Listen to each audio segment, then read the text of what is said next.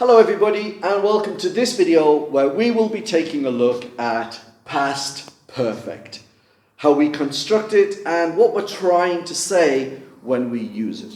There are two things to remember about past perfect. The first one is there is a consequence. Whenever we use past perfect, in fact whenever we use past, present or future perfect, we are indicating that there is a consequence. With past perfect, the consequence and the action must be in the past. If anything to do with the action or the action itself comes into the present, we cannot use past perfect. The action, the consequence must both be in the past.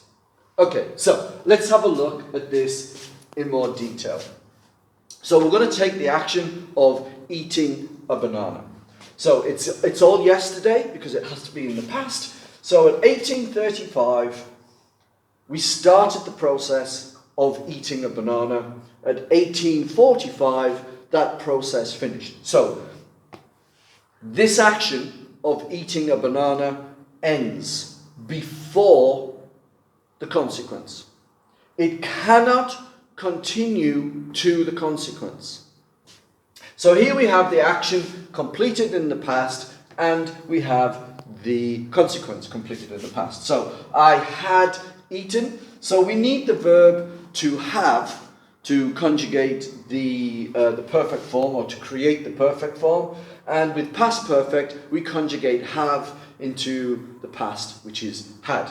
I had eaten. Eaten is the participle form of the verb to eat. I had eaten a banana. That action ends. So I wasn't hungry. Simple past, because the consequence must be in the past. And it's all completed before now. And I really think that that's it.